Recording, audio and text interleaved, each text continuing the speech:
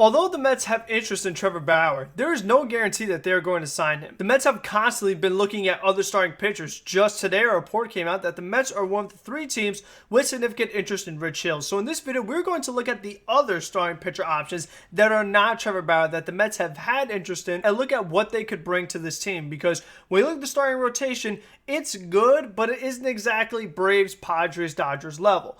Marcus Stroman and Noah Syndergaard did not pitch in 2020, so as of right now, you are counting big time on them to perform. Whereas maybe if you get one of these other veterans with high upside, may like just be one more big time starting pitcher that could help you out. If you like this video going over all the different options at a particular position, make sure to leave a like, comment down below. What pitcher would you like to see the New York Mets sign? Would it be James Paxton? Would it be Mike Foltynewicz? Would it be Rich Hill? Let me know what pitchers you would like for the Mets to get, because I think we could all agree, especially with Syndergaard not being back by opening day, Mets could probably use another starting pitcher in their rotation. And then you can press the subscribe button. It's a nice thing to do. It makes my day. Always enjoy talking to you guys in the comment section. So let's look at all these different starting pitcher options. We're going to start off with James Paxton because almost all these pitchers that the Mets have interest in, they have attended their showcases or their workouts where these guys are showing what they still have in the tank. And James Paxton was one of the first guys that had a showcase that the Mets attended. Paxton is 32 years old and he only made 5 starts in 2020. His season was cut short due to injury, and in those 5 starts, he had a 6.64 ERA, which is nowhere close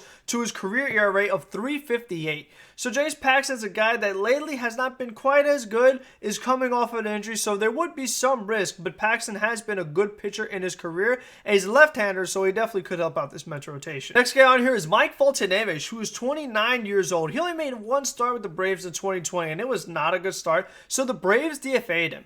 Anybody had a chance to claim Mike Foltynewicz? I thought the Mets should have took a flyer on it because we knew the Mets needed rotation help even more last year than they do this year, because at least they got Carrasco. At least we know Stroman should be healthy this year, and they got Joey Lucchesi. Foltynewicz was an all-star in 2018, but in 2019, he had a 4.54 ERA, and in his career has not been known as a great starting pitcher. I mean, that 1 year he had in 2018 was a bit of a surprise, so he definitely would be risky, but at least he is younger than some of the other guys we're going to get to, and he really should not cost that much. Next pitcher is Julio Teheran, who just turned 30 years old. He made 9 starts in 2020 for the Los Angeles Angels and had a 10.05 ERA, which is not good when you look at his 3.81 career ERA. As Met fans, we have seen Julio Teheran dominate the Mets time after time, so we know that this guy can pitch well in certain matchups. Since the Mets saw Teheran work out, he is somebody that they have slight interest in. Up next is Annabelle Sanchez, who will be turning 37 by the end of February, and he made 11 starts in 2020 with the Washington Nationals. He had a 6.62 ERA, which is not the Annabelle Sanchez that we know because his career ERA is 4.05.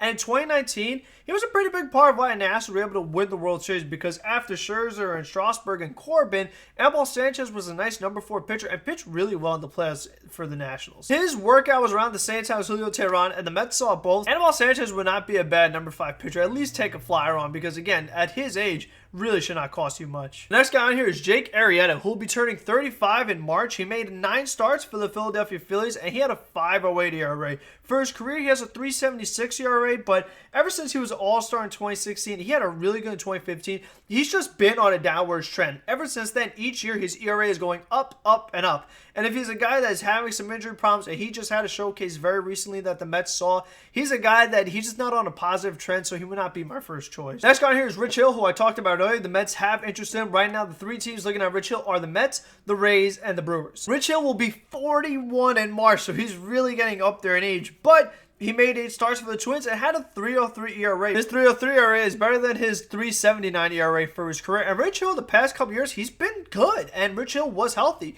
Compared to a lot of these other pitchers, compared to guys like Paxton or Teheran that have had some injuries lately, as old as Rich Hill is, his curveball still has really good spin rate, and he's been effective. Now, at 41, I think it's a big-time risk, but if the guy's pitching well, maybe you take a flyer on him. The next guy I put here is Jake Odorizzi, who we haven't talked about in a while, but the other day it came out that if the Mets were to not get Bauer, they would consider Odorizzi, and he is going to be turning 31 in March, so a lot of March birthdays in this list, but he made 4 starts for the Twins, and he had had an ERA of 6.59, and his career ERA is 3.92. He was an all-star in 2019 with a 3.51 ERA, and he does have the Jeremy Hefner connection, but I just think that Odorizzi, like, if the best you could get out of him is the 3.50 ERA, and that was a one-time thing, I do think he's risky because he's probably going to have the biggest asking price out of this whole list. So I think for these other guys that are so much cheaper, I feel like they could be just as good as Odorizzi. Now, the one pitcher the Mets have not had interest in, which I feel like they should have interest in, I've talked about him a ton this whole offseason, is Tyron Walker, because Walker is 28, so he's younger